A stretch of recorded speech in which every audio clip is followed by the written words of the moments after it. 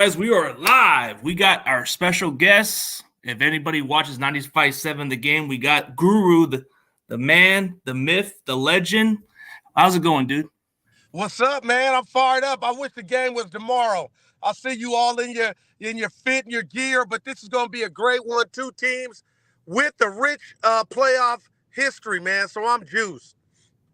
It is. I mean, this is going to be must watch because you have like the most best rivalry in football. It hasn't been so relevant since last year. Now it's kind of like renewed, right? How do you feel about this matchup? You know what?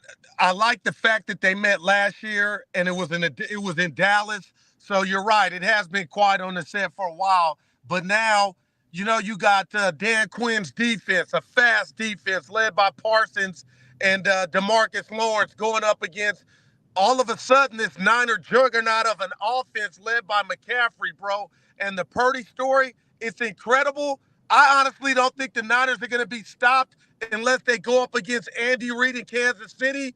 I could be wrong. I'm hoping I'm wrong. And that's what makes this Sunday at 3:30 at Levi so interesting. Yeah, for sure, man. Like, this is going to be the game. Like Brock Purdy, this is the Cinderella story. Then you got the Cowboys who've overcome the demons, of the Tom Brady. It must have felt great to get over the hump on Tom Brady, right? I'm going to tell you this. That's a great question. It did, but Dallas wasn't playing Tom Brady. Dallas was playing itself. Dak, people had put him in his coffin. They lost a meaningless game that had me scared against the Commanders the last game of the season, but they didn't look buttoned up. They looked like they didn't know what they were doing on both sides of the ball. So Monday, that was the best I've seen them play in a long, long time. And I know, Tampa Bay wasn't 500, but again, to me, man, it wasn't about that. It was Dallas. What can you do on this stage? And they showed out. We'll just see if it translates Sunday on the road. Yeah, that's what we're going to see because you guys won a road game, and you guys haven't won a road playoff game since when you played the Niners at Candlestick Park in 92. Wow, I was at that game, 92, man. It had to be that long time ago. I didn't even know that was that long of a playoff win because I guess you guys win your playoff games in Dallas every now and then. Yeah, it's crazy. Yeah, and then speaking of the hiring, the Titans hire are the guy on the Niners front office, and I guess the Niners get an extra draft pick. That's got to be something viable for those extra picks sometimes, huh? That's pretty dope. And I see you got your Niner gear on, and Niner fans listening and watching. I almost want to just tell, and it's nothing bad, but get used to it, right? Because it looks like D'Amico Ryans, if he doesn't get picked up this year, next year, I don't know, Robert Saleh. But when you got a good thing going like Kyle Shanahan, who I'm hard on, but I recognize his genius, man, there's going to be a lot of departures, Yeah, especially D'Amico. He's already getting interviews for the Broncos and other spots, so that tells you how viable a candidate he could be. Even the Texans are trying to get him. It's interesting, I don't got to tell you how hard it is for, black head coaches in the NFL. And it's not just that one job. It's after you get fired the second and third and fourth go-round where I think a lot of black coaches lose out. But I'm just thinking of D'Amico Ryans, like, if he chooses to say, and a lot of black candidates have, I'm not going to Houston. And then I think to myself, I understand why, but like, if you choose to do that, what if you don't get that second go round? So I'm rooting for D'Amico. He's earned it, man. It'll be curious to see how it plays out after the season. Let me ask you this. Do you like that D'Amico Ryans or any other coach on these playoff teams can interview the week of getting ready for a game? I think it distracts a little bit of them from preparation perspective. No doubt. I'm with you.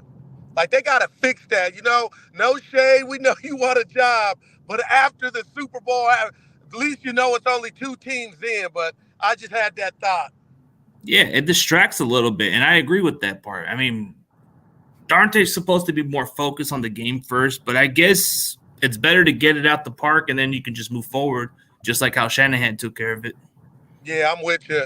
And then I'm wondering if D'Amico was listening to us like, dude, it's just an interview.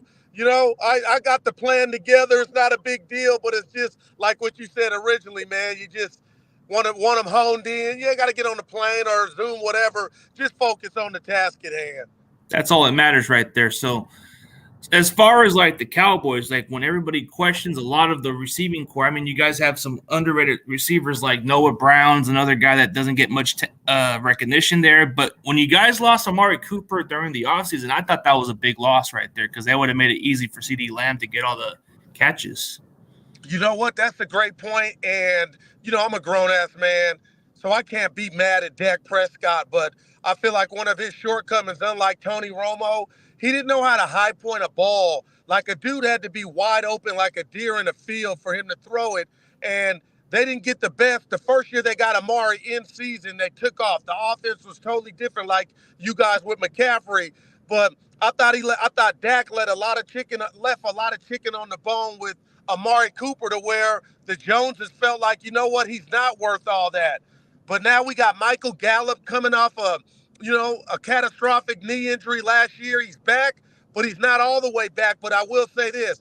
He can high point the ball with the best of them. He can catch it in traffic. Not the fastest guy, but he'll get deep. And he had his best game Monday. So I'm starting to think, in sports, we see it to where one game can kind of be the key to unlock. And I'm wondering if Dallas can sustain that.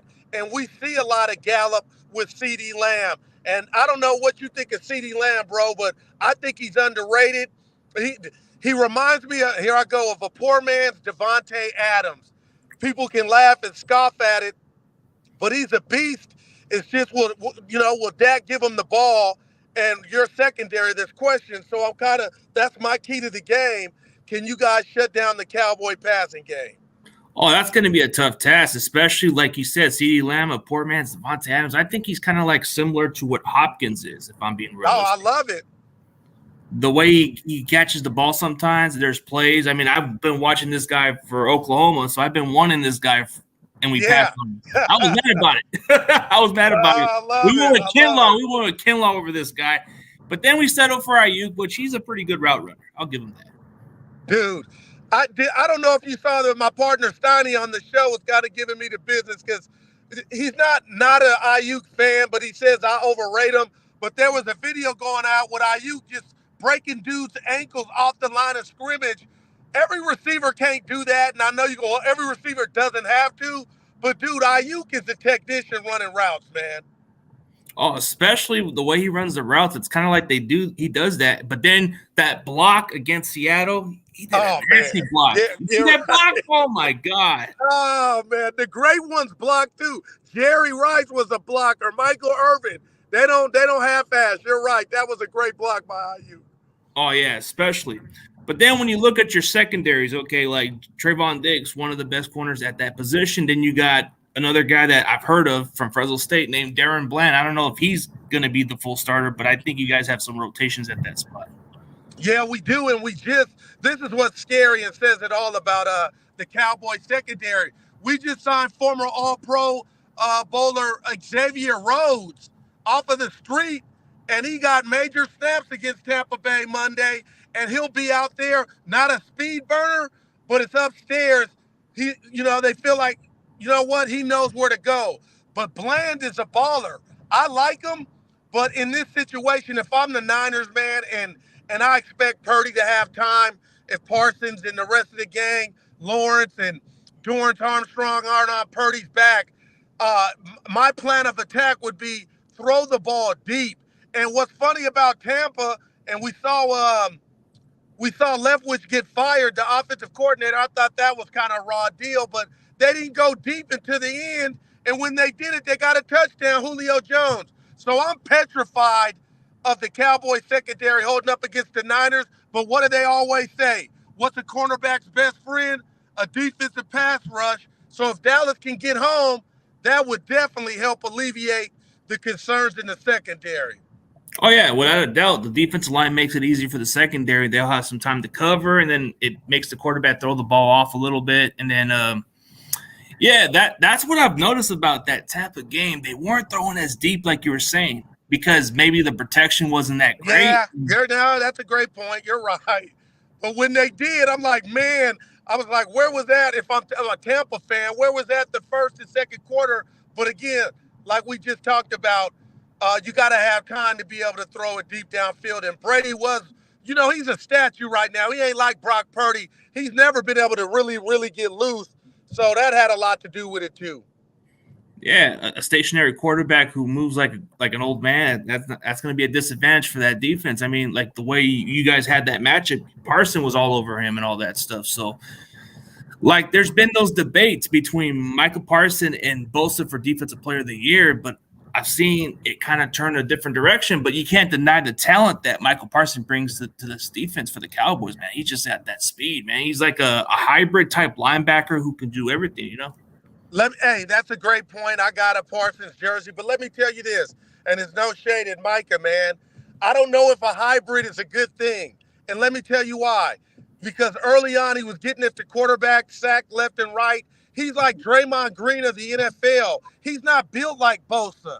And when you got him on the line going up against, we'll just say a C plus, a C minus average offensive lineman, yeah, he may beat him, but the wear and tear, and it gets to you and catches up. And Micah slowed down, man. And I'd be like, what's wrong? Why is he not jumping off my TV screen? But there's no doubt they didn't use him enough or spare him at linebacker to where, he wasn't going up against them collisions. So he'll never be the biggest dude on the field. But I'll tell you this, Brock Purdy's elusive. And I saw it against Seattle. And it wasn't high schoolish or college, but I was like, Brock it's going to come back to burn him when he does that. I call it skedaddle, left, right, and then throws the ball away. I'm like, a guy like Lawrence or Parsons or a better defense, they're going to be waiting for you, Brock. So you got to be decisive with it, because it may not be this Sunday, but some good defense with two good edge rushers are going to be waiting on that, if that makes any sense. So I'm eager to see how that plays out too. Yeah. Oh, that's a good question right here. I don't know if we should even play Danny Gray. I don't know, but I think like the speed-wise, if you go for those deep passes, I think we can use him for a decoy if we were to play Danny Gray, but he's been underutilized. Hey, isn't that funny, man, how it works? We get all excited about these players, and he hasn't done a damn thing wrong to me.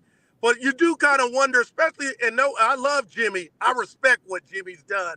But with that said, this whole year, even when Debo was out, I was like, oh, he's going to be a deep threat. But they hardly ever used him, man. So I'm real curious about that. Dude's a blazer. I ain't got to tell you. Great. Yeah, it's just the way we underutilize him. It's got to do with what Shanahan's motto. You have to block in order for him to be on the field. That's always been. You know what? Yeah. That might go back to last year, and I kind of hated it. I didn't understand it when Ayuk was in the doghouse. I know there were different things being out there. Oh, you ain't a practice player or whatever, but maybe that had something to do with it. But Ayuk is no longer in the doghouse, and I don't know if blocking is something that Kyle requires from his receivers.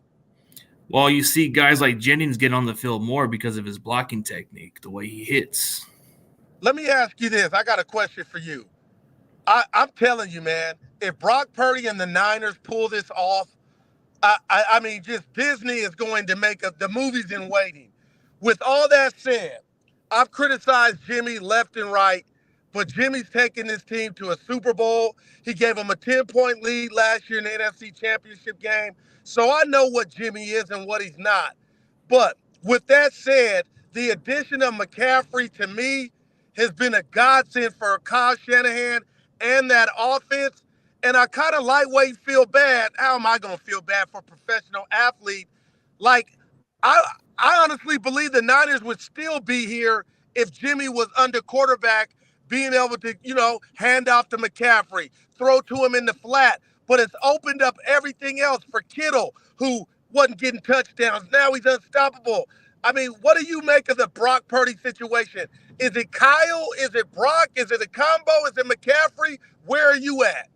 I think the way his skill set, it's a lot better than what Jimmy brought to the table, because when Brock Purdy gets a little pressure, he can move outside the pocket a little bit more. No doubt.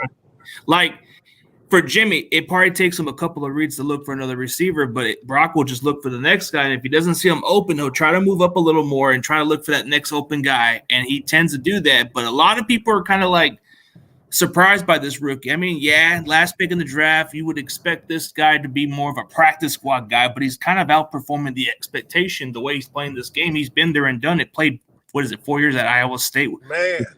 The best competition that he's faced, the crowd was loud, the environment, it's kind of relatable to this NFL level.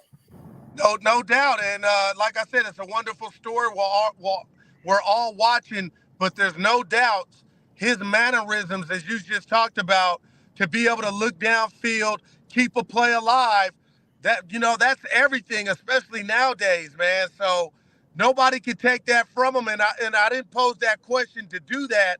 I'm just like, yeah, man, those mechanics and the quick feet.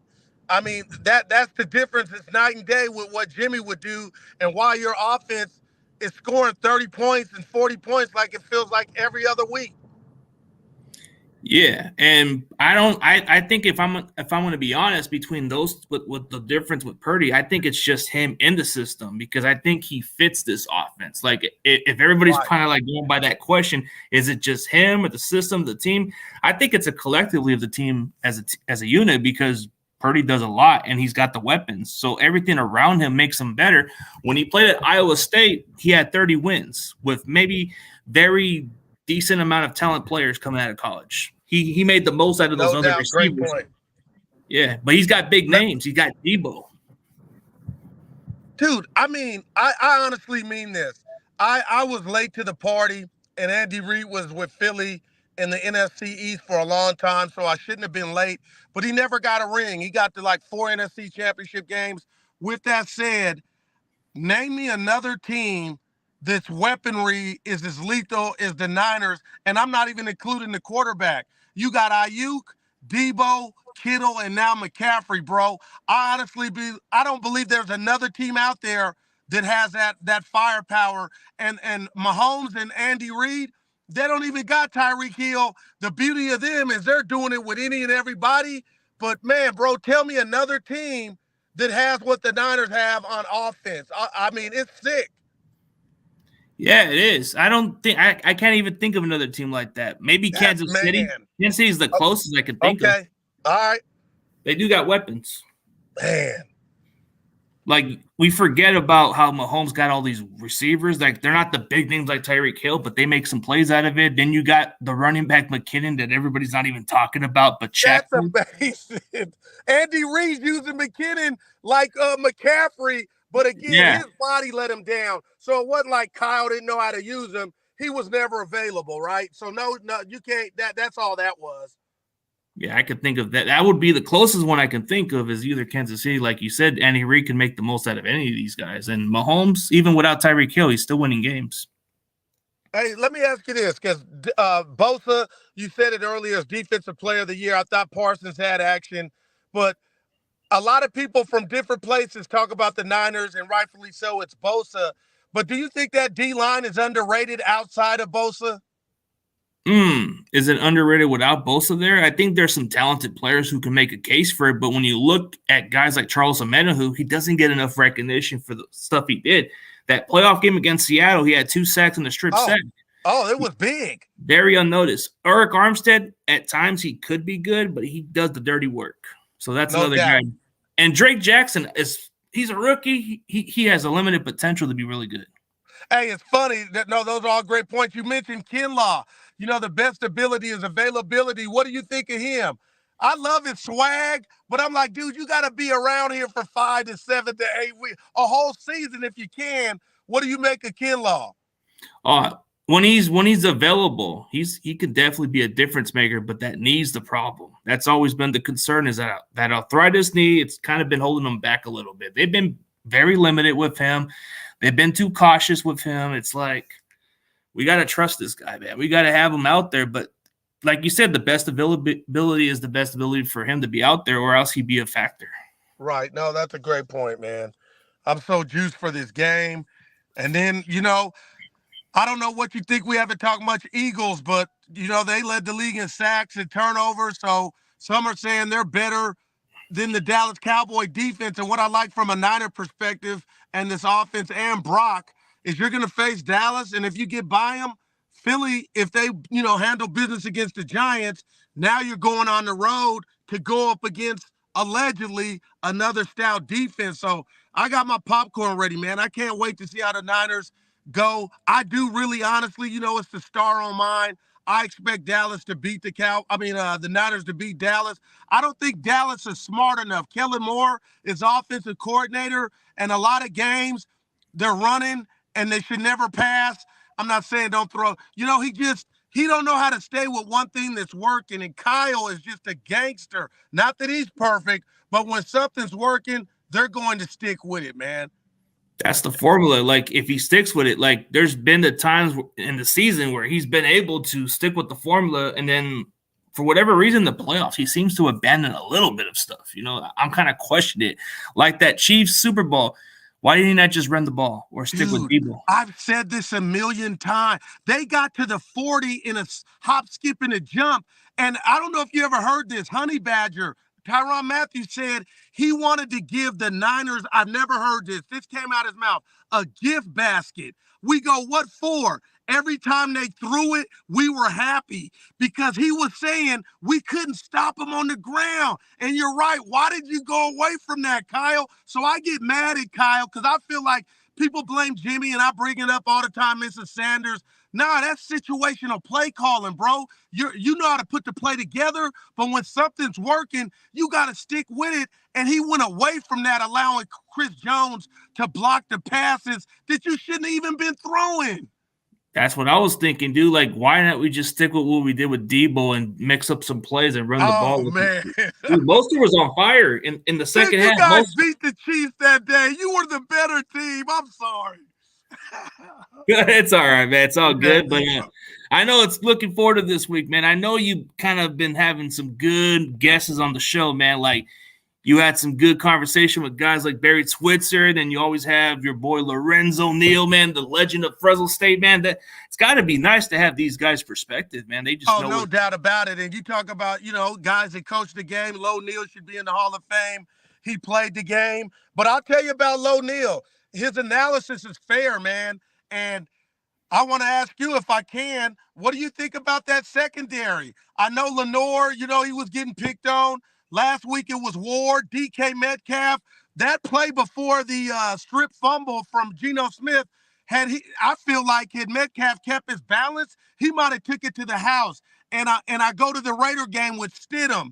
Dallas has some tight ends. Dalton Schultz. Dak likes to use them. I'm just wondering, like, could Ward and Lenore have a so-so game together? Could Kellen Moore and Dak Reed to feel like that? And I say all that to say, that's what Lowe's emphasis was, like, hey, this Niner D is good, but it ain't the 85 Bears. And if you keep somebody back there, I know my boy Zeke is kind of done, but he runs hard, but he's a great blocker. You keep him in, max protect, or Chip Bosa, then what do you got? Does Dak have time? So Lowe was kind of letting me know, the secondary was a concern of his from the Niners. Oh, yeah, it is, because Lenore at times can have a terrible performance, but this week with Ward, he was getting beat by Metcalf. So, man, that's concerning. But I think as far as the matchup wise, I think Lenore's kind of stepping into the challenge this week, because everybody was calling him the weakest link. But I think for Ward, he has to step it up. Like, it's kind of hard to tell which one's looking good, but I know our suspect is either secondary, because that's always been the Achilles heels ever since Shanahan's been running this team. It's always been the secondary. We don't go for those high picks. We don't go for those top tier guys. We always go for these low picks or guys man. I don't understand that approach, but we should at least try to go for those type of high pick cornerbacks at least. Great point. If I was watching the game with you, because I'm always – sports is amazing, man. You think it's going one way or whatnot, and then something changes. If I were with you at halftime of the Seattle game after the Jimmy Ward penalty, what would you tell me? Were you like shocked? Were you like, oh, this will subside, Niners got it? Because Brock, I don't want to say he was off, but he showed like, he ain't no 10-year veteran. What did you make of your team being down at half last week? It kind of seemed like the way they always play, the little struggle in the first half. Like, first half, we kind of give teams a little chance, and then second half, we kind of make the quick adjustments. I don't know, like the way we kind of made some stupid penalties, like Jimmy Ward.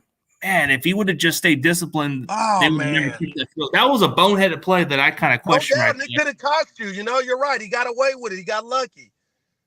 Yeah, he's lucky it wasn't the fourth quarter, or else that game's over. No doubt. Yeah, I mean, yeah, dude, it's like this is going to be a dogfight between these two teams because historically this is a great rivalry, and these are two good defenses. You're going to see you're going to see another good offense, and I think a lot of people said it for years. Whoever wins this game probably would have a better chance to win it all the way to the Super Bowl, maybe. Yeah, that's tight because that's the 90s. Remember, whoever won the NFC Championship was pretty much going to win the Super Bowl, and that's how it went down, man. So I'll say this about Dallas from a Dallas perspective. I've been down on Dak. The national media has, if you follow any of that. So I thought Monday was a big deal. Like I said, he was playing himself. He looked assertive and knew where he was going, getting through the reads. But the Niner D is going to be a different beast. But what the Niners in this game represent for Dak, if somehow he can win it, being the winning quarterback, I mean, I'm telling you, man, it goes from him being a 5.5 to an 11. So that's what's at stake. And doing this on the road, I mean, like, if I could talk to him, I'd be like, dude, if somehow you could have your out-of-body experience and ball out and you guys win, I mean, people will remember this game. And I know it's not the one to go to the Super Bowl, but it's so big, it would almost be like that one, It kind of goes that way because it has some meaningful to it. Like any other rivalry game in the playoffs, you can forget about the other games. Like we had Niners and Packers for quite a while. Yeah, but it kind of got lame. We started all now you get battles, man. Those were battles. Especially with Rodgers, he can't even get over us. So it's like I want something beat new. Him last year, he couldn't even get in the end zone in his own spot last year. That was amazing. Dude, and it's amazing how we just won with our special teams on that play. Man.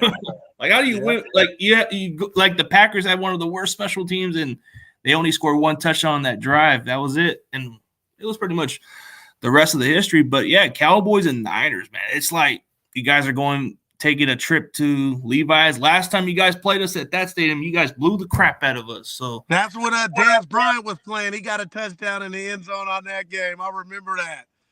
Sunday afternoon. But I'll say this, just the uniform, I'm a nerd, the uniform combo, Dallas in their white, the Niners in that red. I mean, that's what I'm talking about, what you've been talking about, that tradition, man. And I'm just so juiced. And I'll say this about the Niners, because I got family, diehard friends, man. The red and gold all day. My boy Frankie used to have a saying, 49er Frankie, when we go, we win. Talking about you guys in the Super Bowl up until, Baltimore and then 19, where I believe you guys blew it. But I hate the Rams won last year because I honestly believe the Niners were better.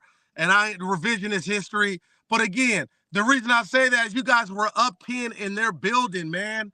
And that's why I look at Kyle like, it might not be this weekend. It might be next. You got to bring it home because people are giving you your flowers, but you got to, I'm going Beyonce, put a ring on it, man. You got to put a ring on it. Yeah, you got to close it, bro. That's for sure, dude. Like, you're on point about it. Yeah, like, hey, forget about the damn flowers. Let's put a ring on it, man. There we go. Like, what have we done lately? We have had great success, but we have not won the Super Bowl ever since. That's all that counts, no doubt. Yeah, it's all that matters. Like, you guys have won a recent Super Bowl over like a year after us, so that's kind of, I guess you could say it's more relevant. But what have the Cowboys done since, right? They've gone to. At least you've been to 2 Super Bowls. Just think about that week. Think about those 2 weeks. You've been to NFC Championship game. I mean, we have had nothing, and that's why Dak, man, up until Monday, 1 playoff win, bro. You can't be Roger Staubach. You can't be up there with Troy Aikman. You got to do something, and that's why I'm just like, this is so huge for him and the team, obviously, but for him, it's humongous. I cannot wait. Yeah, for sure. I'm excited, man. But hey, man, it's definitely going to be an exciting week, man. For everybody else, man, it has to feel great that we're getting a great rivalry of football, man. Forget about those other rivalries. It's the Niners and Cowboys. Hands down. Not even close. Yeah, and this is a rivalry where it ain't, every division, Dallas and the Eagles, Dallas and the Giants, Niners, Rams, Niners, Cardinals. I get all that. I'm talking about outside the division. It's Niners, the Cowboys. That's number 1 to me. Niners, Packers, But that's what I'm talking about. This is that added division rivalry, man. Hey, how many Cowboy fans you could think of to be in Levi's? Because you guys are storied, Dallas, Pittsburgh, Packers, but you guys always invade other stadiums. I'm kind of lightweight thinking. You think you'll see a lot of blue and white out there at Levi's this Sunday? I'm wondering. I looked at what Dave Lombardi just put in. He said that it's going to be 25% more Cowboys out there with those ticket price. I don't know if that's man. I would Those think a lot of ticket Cowboy prices fans are would put money in it. incredible. It costs a ball, baby. These prices are amazing. Yeah, they are. Like, I guess for some of them, like I guess for the best seat area, they have to pay $49,000 for that one. Dude, no, for that game. I'm not even people kidding. Don't make that in a year, fam.